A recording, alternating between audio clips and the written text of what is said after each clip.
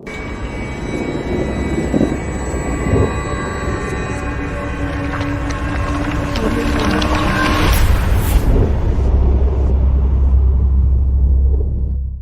علیکم فرینڈز، کتاب محل میں خوش آمدید۔ آج میں جنات کا غلام قسط نمبر 42 کے ساتھ آپ سب کی خدمت میں حاضر ہوں۔ میں ملک صاحب کو یہ یقین دلانے میں کامیاب ہو گیا کہ مجھے زلیخا کی وجہ سے کسی قسم کا رنج نہیں ہوا۔ یہ بات ہے تو پتر، تو نے میرے دل سے منو بوجھ اتار دیا ہے۔ چل اٹھ، میرے ساتھ چل۔ شام کے وقت تیری چاچی اور نصیر زلیخا کو لے کر واپس آ جائیں گے، کچھ کھانے پینے کا بندوبست کر لیں۔ لیکن اب مجھ میں مزید برداشت نہیں رہی تھی۔ میں زلیخا کا سامنا نہیں کرنا چاہتا تھا۔ میں نے بہانہ تراشا، چاچا جی، میرا کل پرچہ ہے اور مجھے تیاری کرنی ہے۔ میں آج گھر جانا چاہتا ہوں تاکہ تیاری ہو سکے۔ دل تو نہیں چاہتا، لیکن پتر یہ کام بھی ضروری ہے۔ ملک صاحب نے توقف کے بعد مجھے جانے کی اجازت دے دی۔ میں نے جلدی سے سامان سمیٹا اور ملک وال چل دیا۔ نہر کی پٹری عبور کر کے جب سڑک پر پہنچا تو سامنے سے ملنگوں کی ایک ٹولی بھی ادھر کو آ رہی تھی۔ فضا ان کے گھنگروؤں سے گونج رہی تھی۔ ان کے ہاتھوں میں موٹے موٹے ڈنڈے تھے جن پر سیاہ اور سرخ رنگ کے چترے لٹکے ہوئے تھے اور چھوٹے چھوٹے گھنگرو بھی بندھے ہوئے تھے۔ وہ سڑک پر پہنچے تو ایک قطار میں سیالکوٹ کی طرف رک کر کے چلنے لگے۔ اس وقت مجھے ان کی حالت دیکھ کر رشک آنے لگا اور میں سوچنے لگا کہ میں تو ان دیوانوں کو گناہ کی فصل سمجھتا تھا۔ چرس بھنگ کے نشے میں دھت اللہ اللہ کرتے رہنے والے یہ ملنگ اپنے مرشد کے حکم پر چلتے چلے جاتے ہیں۔ نہ دنیا کا دکھ، نہ کوئی خواہش، اپنی دنیا میں ہی مست۔ ہم سے تو یہ بھلے ان کے کندھوں پر کسی زلیخا کا دکھ نہیں ہے، صرف اپنے عقیدے کا بوجھ اٹھائے ہوئے رہتے ہیں۔ مجھے یاد آیا، بابا تیلے شاہ نے بھی تو یہی کہا تھا کہ اللہ کے سائیں یہ بندے پیدل چلتے رہتے ہیں، وہ فاصلہ ناپ کر نہیں چلتے۔ ان کے قلب و نظر صرف ایک منزل پر پہنچنے کی لگن میں سرشار ہوتے ہیں۔ انہیں نہیں معلوم ہوتا کہ ان کے ننگے پیروں تلے کتنے کانٹے پتھر آتے ہیں، بس وہ مست حال چلتے رہتے ہیں۔ نفس کو مارنے کے لیے اس سے بڑا کوئی اور طریقہ نہیں ہے۔ خود کو تھکا کر، بدن کی پور پور کو نڈھال کر کے مرشد کی خانقاہ پر پہنچنے کا سواد ہی اپنا ہے۔ جب مرشد اپنے مرید کی تھکاوٹ اتارتا ہے، اس کی بھلی نظر سے بکھرے وجود میں طاقت آ جاتی ہے۔ بس میں نے بھی فیصلہ کر لیا، یا تو اب اس دنیا میں رہوں گا یا اس دنیا میں، درمیان میں نہیں لٹکا رہوں گا۔ آزاد ہوں گا، یہ بھی آزاد ہیں اور اس دنیا کے باشندے بھی آزاد ہیں۔ لیکن اس کا فیصلہ کرنے سے پہلے میں نے اس ذائقہ سے آشنا ہونے کی کوشش کی اور ٹانگے سے اتر کر سڑک پر کھڑا ہو گیا۔ سیالکوٹ جانے والی بس آ چکی تھی، لیکن ایک سوچ نے اس پر سوار ہونے سے روک دیا۔ میں ملنگوں کے پیچھے پیچھے چل دیا۔ کچھ دیر چلنے کے بعد احساس ہوا، یہ چلنا کیسا چلنا ہے۔ میں نے جوتے اتار کر بیگ میں رکھ دیے۔ اندھیرا پھیل چکا تھا۔ میں سڑک کے کنارے کنارے چلنے لگا تو میری چیخیں نکلنے لگیں۔ پاؤں تلے چھوٹا سا کنکر بھی آتا تو میں اچھل پڑتا۔ میں کس عذاب میں پڑ گیا ہوں۔ دل میں خیال آیا اور جوتے پہننے کی کوشش کی، لیکن اب میں جوتا بھی نہیں پہن سکتا تھا۔ میرے پاؤں کے تلوں سے خون رسنے لگا تھا۔ جوتے پہننے سے پاؤں دکھنے لگے۔ میں سڑک کے کنارے ایک بوسیدہ سنگی میل پر بیٹھ گیا۔ ملنگ مجھ سے ایک کوس دور نکل چکے تھے۔ میں ادھر ہی ڈھہ گیا، سوچنے لگا کہ کیا کروں۔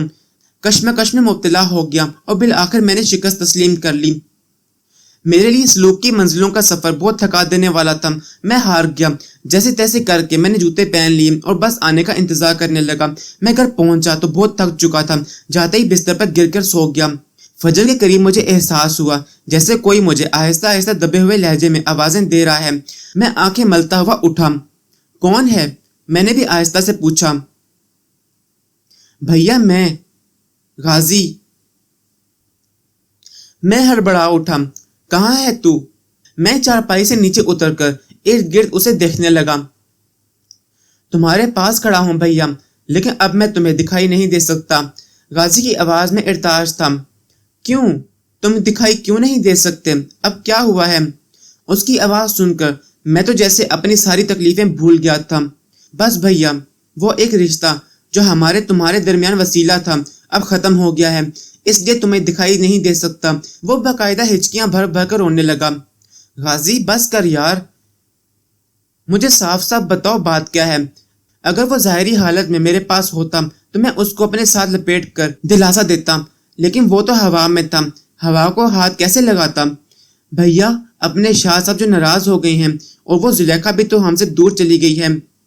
دیکھ غازی، ادھر آ، میرے پاس بیٹھ جا۔ تمہارے پاس ہی تو بیٹھا ہوں بھیا۔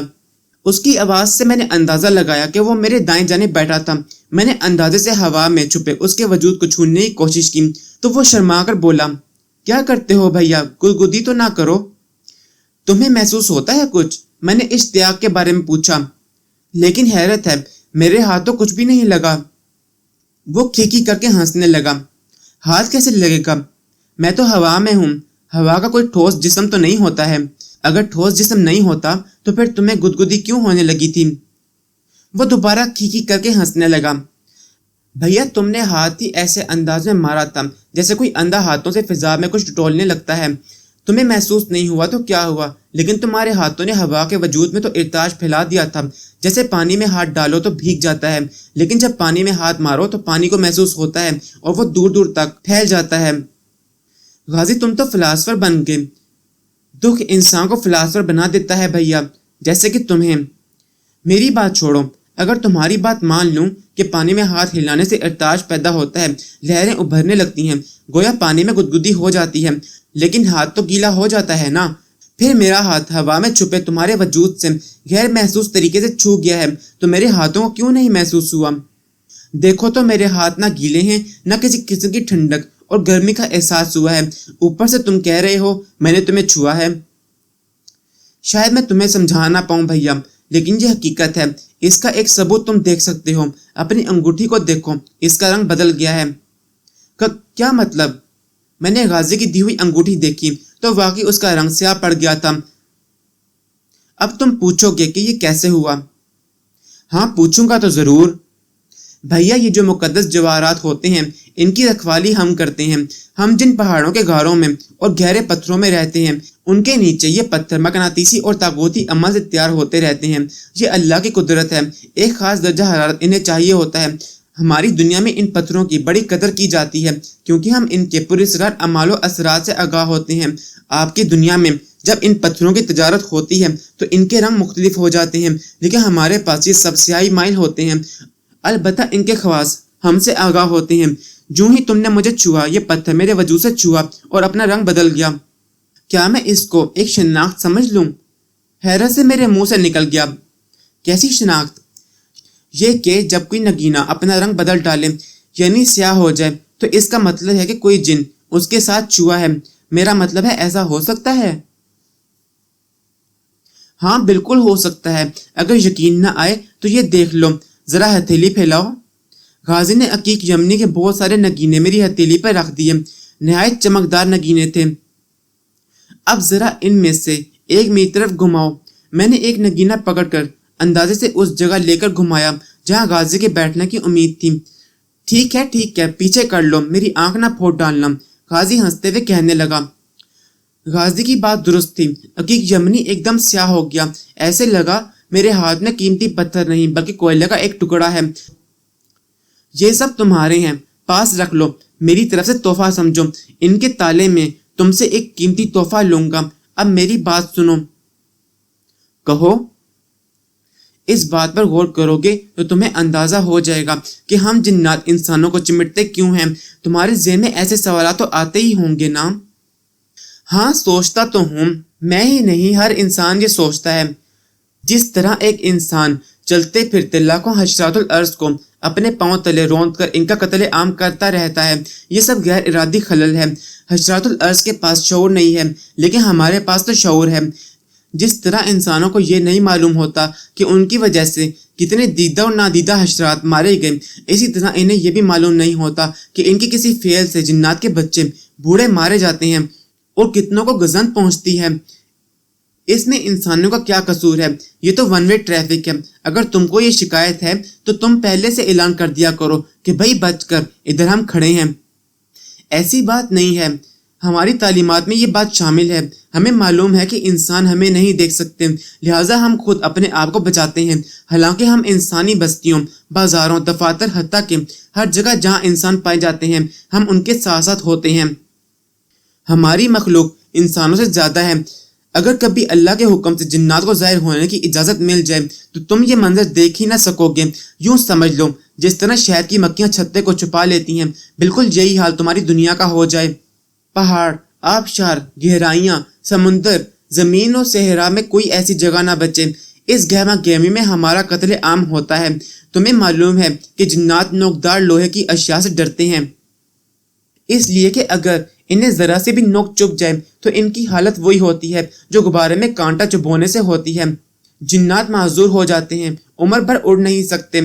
تم لوگ جب ہوائی فائرنگ کرتے ہو، دنگا فساد میں بندوقیں اور چھریاں استعمال کرتے ہو تو ہماری بستیوں میں اعلان ہونے لگتے ہیں کہ اس علاقے میں نہیں جانا، ہمیں نقصان پہنچتا ہے۔ نئے زمانے کی جنگوں کی وجہ سے ہم شہروں سے نکل کر سمندروں میں پناہ لیتے ہیں، پہاڑوں کی بنیادوں میں اتر جاتے ہیں۔ فضا میں پھیلے بارود سے ہماری حالت خراب ہو جاتی ہے، کیونکہ سانس اور ہوا پر ہماری زندگیوں کا بھی انحصار ہے۔ ہم بھی اپنے طور پر انسانوں جیسے ہیں، لیکن کامل انسان نہیں ہیں۔ غازی ایک لمحے کے لیے رکا اور سانس لے کر دوبارہ بولنے لگا۔ اب سنو، تمہاری بستیوں میں جب عورتیں بناؤ سنگار کر کے نکلتی ہیں تو ہم ان کے درشن کرتے ہیں۔ ہمارے آوارہ مزاج جنات ایسی عورتوں پر تسلط جماتے اور انہیں گمراہ کرتے ہیں۔ بعضوں پر اس قدر عذاب آ جاتے ہیں کہ بیچاریاں کوئی زلیخا اور کوئی بلقیس جیسی حالت سے دوچار ہو جاتی ہیں۔ بچوں اور بڑوں سے جب جنات کو گزن پہنچتی ہے تو وہ بدلے میں انہیں تنگ کرتے ہیں، لیکن متقی، پرہیزگار اور اللہ کا ذکر کرتے رہنے والے مسلمانوں کے علاوہ وہ لوگ جو طاقتور قسم کے عمل کرتے ہیں، جنات اور ایسی شیطان مخلوق ان کا کچھ نہیں بگاڑ سکتی۔ بحیثیت مسلمان میں اس عقیدے پر یقین رکھتا ہوں کہ اللہ کا ذاکر بندہ کبھی بھی جنات کی طرف سے پہنچائی جانے والی گزن کا شکار نہیں ہوتا۔ اس کی وجہ یہ ہے کہ اللہ کے ذاکر بندے کے گرد ایک روحانی دائرہ قائم ہو جاتا ہے۔ جنات اور شیطانی مخلوق اس دائرے کے ارد گرد تو منڈلاتی رہتی ہیں، اسے توڑ کر اندر نہیں داخل ہوتی۔ اولیاء کرام کے گرد تم ہزاروں دائرے ہوتے ہیں، اور وہی روحانی دائرے ایک انسان کو اللہ کی قربت کی لذت سے دوچار کرتے ہیں۔ غازی کافی دیر تک مجھے اسرار قدرت سمجھاتا رہا۔ میرے ذہن میں بہت سارے سوالات سر ابھارنے لگے تھے۔ غازی، ذکر سے کیا مراد ہے تمہاری؟ بھیا، قرآن پاک پڑھو، یہ افضل ترین ذکر ہے۔ درود ابراہیمی صلی اللہ علیہ وآلہ وسلم پڑھتے رہا کرو۔ اللہ تبارک و تعالیٰ کے اسماء مبارکہ کا ذکر کرتے رہنے سے انسان کی روحانی قوتیں بیدار ہو جاتی ہیں۔ دیکھو نا، قرآن پاک کی آیات تو انسان چلتے پھرتے پڑھ سکتا ہے۔ اور میں سمجھ گیا آپ کیا پوچھنا چاہتے ہیں۔ غازی میری بات کاٹ کر کہنے لگا، آپ یہی کہنا چاہتے ہیں کہ روزمرہ معاملات نبھاتے ہوئے قرآن پاک پاس نہیں رکھا جا سکتا، اور پھر اس کے لیے ہر وقت باوضو رہنا چاہیے۔ ایسے میں یہ ہو سکتا ہے کہ آپ کچھ وظائف مخصوص کر لیں اور چلتے پھرتے فارغ اوقات میں پڑھتے رہیں۔ بھیا، اللہ وحدہ لا شریک کی قسم، جو بندہ وظائف پڑھتا ہے وہ اس رمز سے آشنا ہو جاتا ہے جو اللہ تعالیٰ نے اسے اشرف المخلوقات بناتے ہوئے اسے عطا کی تھی۔ انسان اگر اس رمز کو پالے تو وہ افضل ترین ہو جاتا ہے۔ غازی میرے بھائی، یہی باتیں تو جاننے کے لیے میں مارا پھرتا رہا ہوں۔ کیا تم مجھے کچھ وظائف بتا سکتے ہو؟ اور تم یہ جو کہہ رہے تھے کہ اللہ کے اسماء مبارکہ کا ذکر کرتے رہنے سے روحانی قوتیں بیدار ہو جاتی ہیں، یہ ذکر کیسے کیا جا سکتا ہے؟ بھیا، تمہیں ٹہلی والی سرکار اور بابا جی نے کچھ وظائف بتائے تھے، غالباً تم وہ بھول گئے ہو۔ ہاں، میں اس کی بات سن کر چونک پڑا۔ ہاں، شاید بہک گیا ہوں نا۔ اللہ کی قسم، اگر تم یہ وظائف پڑھتے رہے تو علام و مصائب سے کبھی شکست نہیں کھاؤ گے۔ جسے پڑھنے کی ہدایت دو گے اس کی کشتی بھی پار لگ جائے گی۔ لیکن بھیا، تم انسان بڑے ہی ناشکرے اور لاپرواہ ہوتے ہو، سمندروں میں رہ کر بھی پیاسے رہتے ہو۔ تمہیں نہیں معلوم کہ تمہیں ان بزرگوں نے کیسا خزانہ دے دیا ہے، اور آج میں تمہیں اسماء الہی کے ذکر کے آداب اور اسم اعظم نکالنے کا طریقہ سکھاتا ہوں۔ غازی، خدا کی قسم، اب میرے سامنے آ جاؤ، میں تمہارا منہ چوم لوں۔ خدا کی قسم جلدی کرو، مجھے کام سکھا دو، میں بے قراری سے بولا۔ بھیا، اسے کام نہیں سمجھو، یہ افضل ترین سلیقہ ہے۔ غازی نے مجھے سمجھایا اور پھر مجھے وہ کلمات سکھائے جنہیں پڑھنے سے ایک انسان جنات کی شرانگیزی سے محفوظ رہتا ہے۔ اس نے مشفق معلم بن کر اسم اعظم بنانے کا سلیقہ بھی سکھایا۔ میں غازی کی باتوں کے سحر میں اتنا کھو گیا تھا کہ یہ غور ہی نہ کر سکا کہ غازی مجھ سے ملنے کیوں آیا ہے۔ وہ مجھے نظر نہیں آ رہا تھا، لیکن اس کی باتیں سنائی دے رہی تھیں۔ یہ بہت دنوں بعد خیال آیا کہ ریاض شاہ اور بابا جی تو مجھ سے ناراض تھے، ان حالات میں غازی میرے پاس کیوں کر آ سکتا تھا؟ ہاں، اس کا یہ جواز ٹھیک تھا کہ جن بزرگوں کے وسیلہ اور قوت کی بنا پر وہ جناتی روپ سے انسانی روپ میں مستشکل ہو کر ہمیں اپنے دیدار سے حیران کرتے تھے، وہ وسیلہ کمزور ہو گیا تھا۔ کیا غازی کو مجھ سے حقیقی محبت ہو گئی تھی؟ और वो इस भाईचारे से मजबूर होकर मुझसे मिलने आ गया था। ये तो खिलाफ फितरत बात थी। असूलन तो मुझे गाजी से ये बात पूछ लेनी चाहिए थी, लेकिन वो क्या कहते हैं कि एक आम इंसान जब किसी हैरत में गुम होता है तो खुशी मर्ग से दो चार हो जाता है। कोई अनहोनी होती है तो इसके सारे सवालात पसे मंजर में चले जाते हैं। वो हैरत और खुशी के समुद्र में गोते खाने लगता है। मेरे साथ भी यही हो रहा था। हजारों रंज और घाव थे जो रियाज शाह की वजह से मेरा नसीब ठहरे थे। गाजी के आने पर मुझे भड़क जाना चाहिए था, लेकिन उसकी आवाज सुनते ही जैसे मैं सब कुछ भूल गया था। गाजी मेरे पास कम बेश 2 घंटे रहा था। इसमें आजम के बाद ऐसे जूद असर कलमात और इस्माए हुस्ना से किसी भी इंसान के लिए इसमें आजम बनाने के तरीके सिखाने के बावजूद वो मुझे बहुत सी गहरी बातें बताता रहा था। मैं तो उलूम की दुनिया में हरीस शख्स था, जहाँ से इल्म मिलता उठा लेता।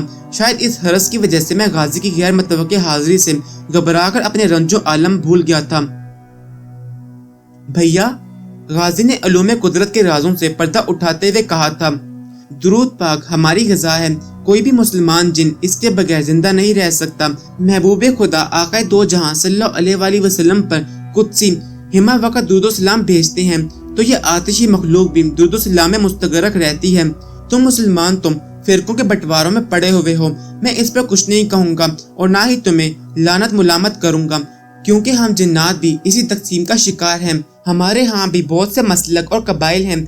हमारे यहाँ भी वहाबी, शिया, सुन्नी जिन्नात हैं, लेकिन अल्लाह रब्बुल इज़्ज़त का हम पर एहसान है कि जिन्नात इस मामले में दुरूद पाक सल्लल्लाहु अलैहि वसल्लम पढ़ते रहते हैं। अगर वो दुरूद शरीफ ना पढ़ेंगे तो इनकी अक्लों पर गजब, हिवानियत और शैतानियत गालिब आ जाती है। गाजी, ठहरो एक सेकंड के लिए। प्लीज मुझे ये बताओ कि तुम जिन्नात हम मुसलमानों पर अफसोस करते रहते हो और ये कहते हो कि तुम फिरकों में बट गए हो, लेकिन अगर तुम सलामती का राज समझते हो और फिरकों की तकसीम को गलत कहते हो तो फिर तुम भी फिरकों में तकसीम हो। तुम अपने इख्तलाफात खत्म क्यों नहीं कर सके? गाजी ने ठंडी और गहरी आह भरी। फिजा में बहुत से भंवर बन गए। अब अगर मैं तुम्हें एक सच बताऊंगा तो तुम यकीन नहीं करोगे। अगर सच मौकूल हुआ तो यकीन कर लूंगा। तुम बयान करो। ये राजी हस्ती है भैया। गाजी गालिबन किसी तकलीफ दे एहसास के साथ मेरे पास से उठा। उसकी आवाज मुझे कदरे और अपने सामने से सुनाई दे रही थी। वो कमरे में बेकरारी से टहल रहा था। भैया, ये असूल फितरत है। फितरत का लिखा कोई टाल नहीं सकता। ये हकीकत है। जैसे हम आग से तख्लीक हुए और तुम मिट्टी का खमीर हो, बिल्कुल ऐसे ही ये हकीकत भी तस्लीम कर लेनी चाहिए कि तुम इंसान हमसे अफजल तरीन मखलूक हो। हम जिन्नात कहर और गजब में मुब्तला रहते हैं, इसलिए हमारे ज़हनों में अक्ल की भट्टी गर्म रहती है। हमारे आबाओ अजदाद ने शरई उलूम की तरबियत इंसानों से हासिल की है। हम मोहताज होते हैं। अब हमारे अजनाम आबाओ अजदाद ने जिस मसलक के बुजुर्ग से तालीम पाई, उसका अकीदा और मसलक अपने मौलम की तरबियत के ज़ेरे असर आ गया। फिर हम जहाँ जहाँ आलिम अजना से तालीम हासिल करने गए, हमारे यहाँ भी कबायली और फिरकावार जमातें तश्कील पाती चली गईं। इसलिए तो मैं कहता हूँ, तुम इंसानों ने हम जिन्नात को भी तकसीम कर दिया है। हम तो पहले ही बिगड़ी हुई मखलूक खुदा हैं। ऐसे में अगर कोई हमें शरांगीजी पर उकसाता है तो हम जल्द गुमराह हो जाते हैं। हमारे अंदर शऊर और लाशऊर की वो तकसीम नहीं है जो तुम इंसानों में है। भैया, हमारे अंदर कोई दूसरा जिन बसेरा नहीं किए होता। ये सिर्फ इंसान ही होते हैं जिनके अंदर कई इंसान जिंदा होते हैं। इसे तुम अक्लो फहम, अदरक व हमो ख्याल ना जाने किस किस नाम से पुकारते हो। इंसानों की रूह में जो बालिदगी और ताकत होती है, जिन्नात के अंदर नहीं है। अक्लो फहम की कुव्वत बहुत कमजोर होती है, इसलिए तो इनमें इंतकाम जैसे मनफी रवैये ज्यादा होते हैं।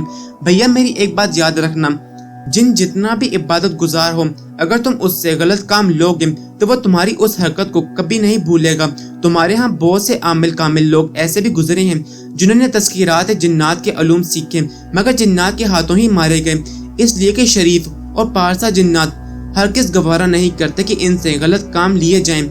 हाँ, सिर्फ इन्हें मजबूर करके काम लिए जाते हैं। जैसा कि गाजी एकदम रुक गया। जैसा कि क्या कहना चाहते हो? मैंने इस्तफसार करके पूछा।